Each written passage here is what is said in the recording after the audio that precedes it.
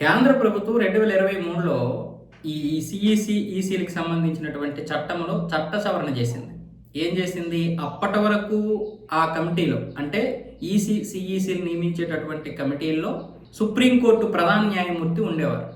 కానీ కేంద్ర ప్రభుత్వం 2023లో ఆ యొక్క ప్రధాన న్యాయమూర్తిని తీసేసి తొలగించేసి అక్కడికి కొత్తగా కేంద్ర మంత్రిని తీసుకొచ్చింది. దీన్ని సవాల్ చేసినటువంటి చాలా మంది సుప్రీంకోర్టులో పిటిషన్ దాఖలు చేశారు. ఈ పిటిషన్ వచ్చిన తర్వాత అప్పటి నుంచి సుప్రీంకోర్టు వాదిస్తూ ఉంది. ఇప్పుడు చివరి దశకు అయితే వచ్చింది. ఈ విషయంలో సుప్రీంకోర్టు ఏమంటుందంటే, అసలు చట్టాన్ని చేయాలని లేదా చట్టం చేయాలని పార్లమెంట్ని సుప్రీంకోర్టు ఆదేశించగలుగుతుందా? చట్టం చేయమని పార్లమెంట్ని అడగగలుగుతుందా? అంటే సుప్రీంకోర్టుకి ఆ యొక్క పరిధి ఉందా లేదా అని ప్రశ్నిస్తుంది. అంటే ఇప్పుడు రాజ్యాంగాన్ని తిరగవేయాలి. సుప్రీంకోర్టు ప్రధాన న్యాయమూర్తిని ఆ చట్టం నుంచి తీసేసి కొత్త చట్టం చేశారు 2023లో. అదే ఈసీ చట్టం 2023. ఇప్పుడు దీని గురించి వాదనలు వచ్చాయి చివరి దశకి.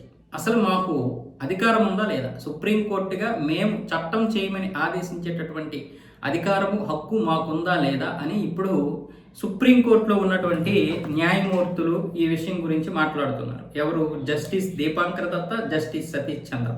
వీళ్ళిద్దరూ ప్రశ్నించారు. మరి దీని గురించి వాదనలు జరగాలి. ఇప్పుడు దీనికి సంబంధించినటువంటి కేంద్రం తరఫు నుంచి సొలిసిటర్ జనరల్గా తుషార్ మెహతా ఉన్నారు. సో అటు కపిల్ సిబాల్ ఉన్నారు. వాళ్ళ వైపు నుంచి కపిల్ సిబాలే కదా ఉంటాడు. సో ఇప్పుడు దీని గురించి వాదనలు వినిపించాలి. ఈ వాదనలు వినిపించే సమయంలో నాకు సమయం లేదు కాబట్టి దీని గురించి కొంచెం ఉపశమనం ఇవ్వాలి లేదా సమయం ఇవ్వాలని తుషార్ మెహతా అడిగితే కుదరదని చెప్పేది సుప్రీంకోర్టు. ఇదే చాలా ఇంపార్టెంట్, దీని గురించి మాట్లాడండి అని సుప్రీంకోర్టు ఇప్పుడు ఆయన అడిగింది. సో ఇప్పుడు దీని గురించి మాట్లాడుతున్నారు. ఈసీని అంటే సిఈసిని, చీఫ్ ఎలక్షన్ కమిషనర్ నియమించడం విషయంలో సుప్రీంకోర్టు న్యాయమూర్తికి ఏంటి అవసరం? వాస్తవంగా చెప్పాలంటే ఇది ఎప్పుడో చెయ్యాలి. కానీ సుప్రీంకోర్టు ప్రధాన న్యాయమూర్తులుగా ఇంతకుముందు పనిచేసినటువంటి వారందరూ కూడా వాళ్ళకు అనుగుణంగా వాళ్ళు చెప్పినటువంటి వారిని, లేకపోతే కేంద్ర ప్రభుత్వం ఒత్తిడి తీసుకొచ్చినటువంటి వారిని నియమించేది అప్పట్లో. కానీ ఇప్పుడు కేంద్ర ప్రభుత్వం కేంద్ర మంత్రిని పెట్టిందంటే అర్థం ఏంటి? ఇంకా వేరే వ్యవస్థలు ఏమీ అవసరం లేదు, ఇంకా చాలు, ప్రతి దాంట్లో వేలు పెట్టేసి కలగజేసుకోవడం ఇక చాలు, సిఈసిని, ఈసీని మేమే నిర్ణయించుకుంటాము, మేమే ఎన్నికలు నిర్వహిస్తాము, ఇంక మీరెవరు అవసరం లేదు, ఈ దేశానికి చేసినటువంటి మేలు చాలు.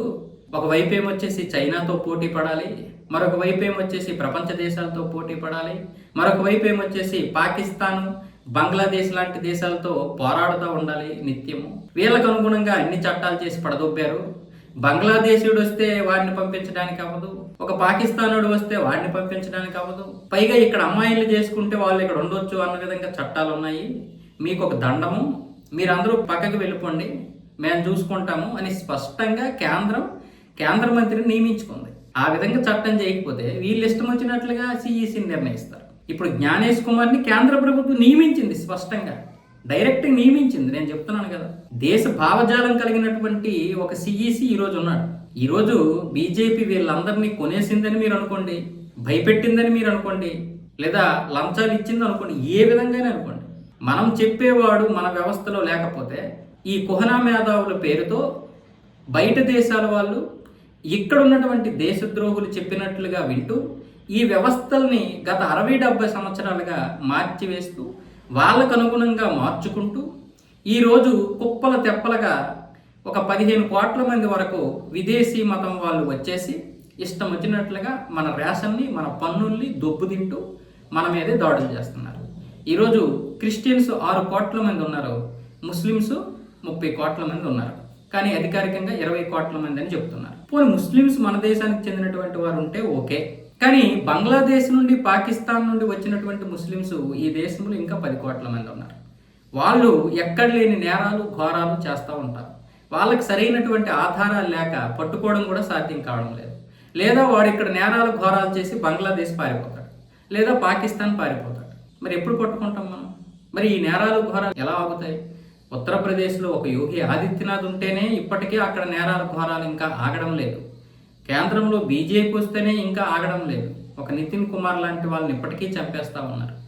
మరి ఇన్ని దారుణాలు జరుగుతూ ఉంటే, ఇంకా మిమ్మల్ని కూర్చోబెడతా ఉంటే, మీరు లౌకికవాద పద్ధతిలో ఆలోచిస్తూ ఒకవైపు చైనాలాగా అభివృద్ధి చెందాలంటారు, ఇంకొక వైపు ఇక్కడ లౌకికవాదం ఏమొచ్చేసి పొంగి పొరలాలంటారు. ఎలా పొంగి పొర్లుతుంది? సిగ్గు, లజ్జ, మానం, మర్యాద కొంచెమైనా ఉండాలి. కేంద్ర ప్రభుత్వంలో జోలికి ప్రతి ఒక్క వ్యవస్థ వెళ్ళిపోవలసిన అవసరం ఏముంది? ఈరోజు సుప్రీంకోర్టు పనికిరాని తీర్పులు ఎన్నో ఇచ్చింది గత 60 సంవత్సరాలుగా.